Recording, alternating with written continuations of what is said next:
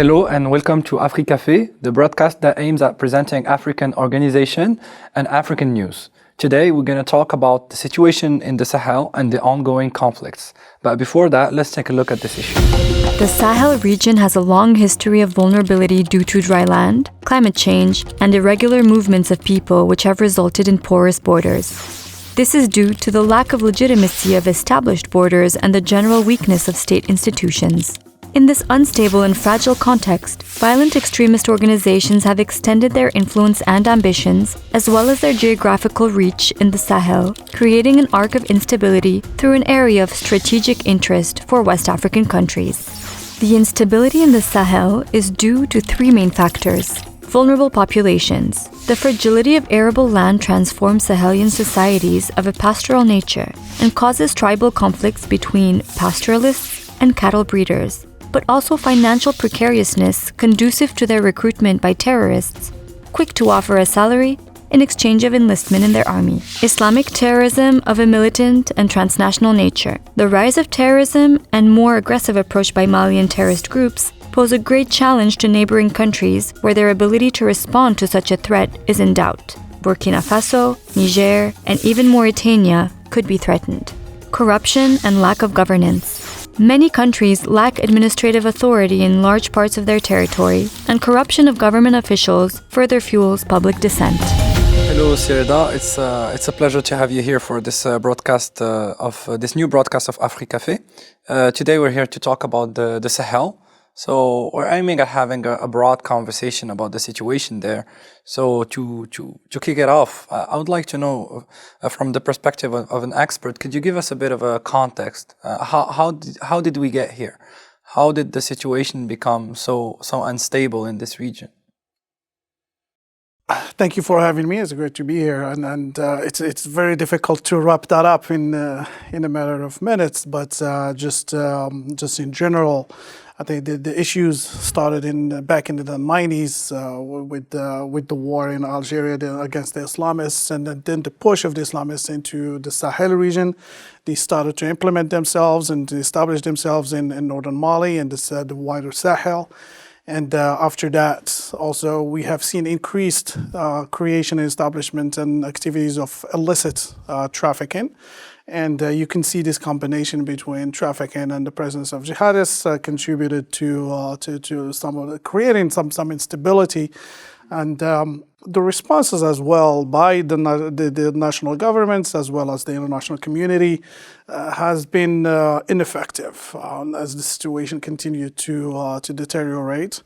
And fast forward back in 2012 with the war in Libya and then the flow of weapons into northern Mali, which accelerated what was already coming, which is a new Tuareg rebellion, and with that chaos, it was further exploited by jihadist groups, and which eventually led to the coup d'etat of March 2012 in Mali, and then in 2013, jihadists started to move south, which triggered the invasion and the arrival of the French forces, Operation Serval, which was transformed later into Barkhane.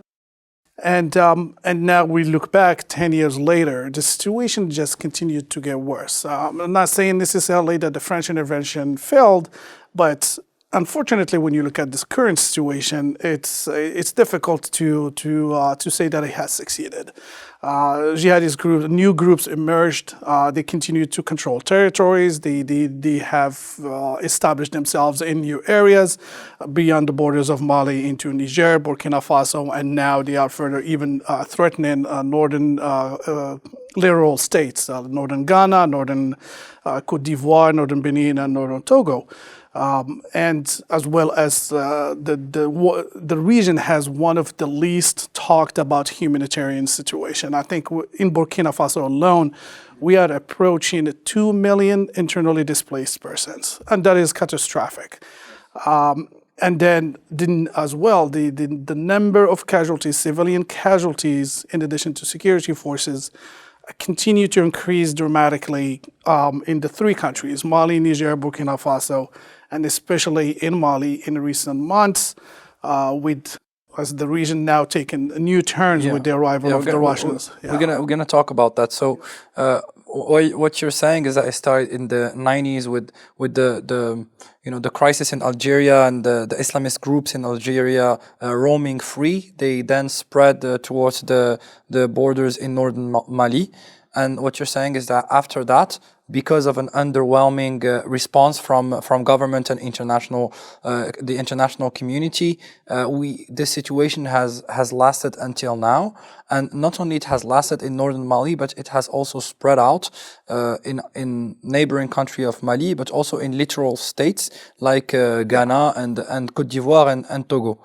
And what we're saying is that northern Mali is kind of encapsulates what the Sahel is. And you started with Mali and northern Mali, and today in the 90s and now in 2022, northern Mali is still facing the same issues. It still has this structural instability that describes it. Today there's a new government in place after a second coup d'état. Mali has exited from the G5 Sahel, and you're saying that also there's a big menace to other countries. So, what can you say about today's situation, and how much did the situation in Mali impact the security situation in the whole Sahel and the neighboring countries? Yes, so northern Mali continues to be a problem, obviously, because of the peace accord, the Algiers peace accord, yet to be implemented. It's very slow. The process, it has accomplished little success. We are still struggling. The Malian state yet to return to northern Mali. The armed group signatories of the peace accord are not yet, or the members or who are supposed to be integrated into security forces, yet to be integrated. The region has yet to see tangible development results. Like the situation, security development, humanitarian situations continue to be to get worse. And then the spread also to central Mali. The crisis in central Mali is much worse than in the north, with the number of because of the dimension that it took, which is like ethnic community-based violence. That took it to another level. Looking at that and looking at the situation today, to answer your question, since early 2022, the region is taking a new turn. There is this departure of the French from Mali, the Takuba, the European Union Task Force, the Takuba Task Force that have been also being displaced into to Niger. And then you have a coup d'etat, the two coups d'etats that happened in Mali and now also in Burkina Faso. So the region, instead of seeing an improvement, these are other factors that are going to continue to contribute. So the situation has worsened. Has worsened and already seen not even half of 22. The number of casualties among civilians has passed the previous year in Mali alone, as well as in Burkina Faso and Niger. And those are very alarming signs that it just makes us very pessimistic about any improvement. And again, the concern now, it's more about literal states as well, and then not to prevent and try to prevent similar scenarios, at least in parts of literal states and countries, which what I forgot to mention and synthesize in the first answer that you gave me in the context of the region is that you said that the humanitarian record in the Sahel is one of the least talked about situation in the region. And yet it is, as you said, catastrophic and quite tragic to say the least. You're talking about 2 million displaced person in Burkina Faso. Correct. Yeah. But also we're talking about civil casualties due to ethnic violence, terrorism, poverty, undereducation, security forces atrocities as well. Yeah, security forces atrocities from both sides. Frankly, this situation is not really talked about in the international community. We don't see the urgency and the human disasters that are happening there, and we tend to see the Sahel as this geopolitical space, and we tend to talk about it in big political terms, but we forget this humanitarian aspect that is urgent, that needs direct assistance. So what would you recommend the international community do on that particular topic? It's a $1 million question, to make the right recommendation. But to go back to your question about that is least heard about or talked about. I mean, of course, it is discussed. It is a concern to the United Nations and all the humanitarian actors, and the international community is concerned, but is not getting the attention that is supposed to. Like, as I mentioned, like the millions now are being displaced, and we're talking about just Burkina Faso alone, and I haven't even mentioned like the Lake Chad Basin as well, which is also still remains in the same area. Now you add to that, and I'm saying this as a fact, like in Washington D.C., the crisis in Ukraine has affected the region as well in terms of aid. Some of the aid that was initially being allocated to West Africa now has been taken and being allocated to the current crisis. So the international community sometimes, they tend to place their interests based on their domestic political interests, and that had an impact on the Sahel region. My recommendation for the Sahel region, of course, we have to look to stabilize, to reach some sort of stability. And to do that, of course, you need effective security measures. You have to not only chase jihadist groups or any other armed groups from the key towns, key villages, but also create an environment where they are not able to return. So the international community can work with national governments to reestablish their presence, reestablish their legitimacy, provide public services to communities that have been neglected for whatever reasons, could be by lack of resources, but also sometimes intentional. Geographical distance also. Absolutely, and the geographic characteristics of the Sahel is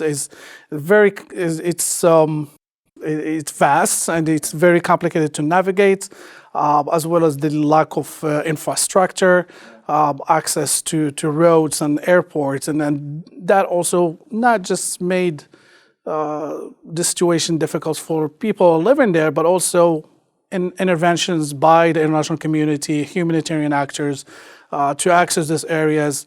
There is a need for protection. There is a need of negotiating access to these areas that are not governed by the state authorities. But what is tricky is to establish that security and development nexus, because at the same time you have urgent situations that necessitate aid, and also you need to think about after the aid and after addressing the urgency, building schools, building hospitals, helping states come back to distant places like northern Mali. We can see that Bamako is very far away from northern Mali, and it has a lot of trouble to establish administrative authority out there. So maybe the international community can also assist in terms of governance, but it's really a conundrum.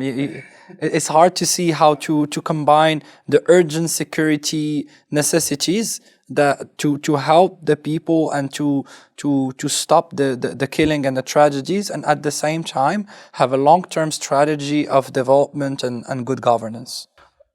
You're totally right, the long-term strategy, and I think that's what it's lacking as well. I think definitely in the short term, there is that need of immediate security efforts, as I mentioned, to secure areas, protect people that are there, still there, and also create an environment that those groups cannot return, as well as protecting people. I think that's, so the people are being targeted either by jihadist groups or other armed actors, as well as they are, in some cases, are targeted by security forces themselves. So I think we need to create an environment so that people are able to live in peace, and more importantly, create an environment for the displaced population to return. Right now, there is no environment for these people who have been displaced to return. And no state or international mechanism has been put in place to resettle the displaced people in the Sahel. There are efforts. I'm currently working on certain projects of like stabilization efforts in Niger and Burkina Faso, and with the international community actors who are trying to work with national governments, create some stability in those areas so that national governments can return and provide the public services that people in those areas have been prevented from for years now. Okay, so yeah, we could talk we can talk about this for hours. So Absolutely. Wrap this up, the Sahel has been knowing instability since the 90s. The same issues that we've been mentioning in the early 90s of instability, terrorism, lack of governance, illicit trafficking, corruption, and the same tragedies of displaced people, murder, ethnic violence has been roaming around and has been the norm for the past 20 years. And it has increased since 2012. Now we are kind of in a turning point with the second coup d'etat in Mali, with the terrorist threat spreading throughout the Sahel, and with the international forces, namely France, but also others, turning their eye from the Sahel and focusing on other threats. So in light of all of this, you are recommending immediate security measures combined with a long-term strategy and a long-term vision for that region, so that state could stabilize and can spread their administrative authority throughout their whole territory.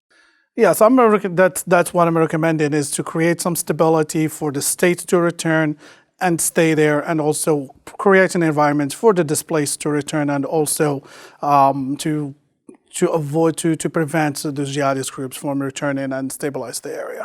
Okay, well, thank you, Sereda, for this conversation. I think we've learned a lot about the situation in the Sahel and what could be done. To learn more, you can consult our website, policycenter.ma, and see you soon for our next broadcast.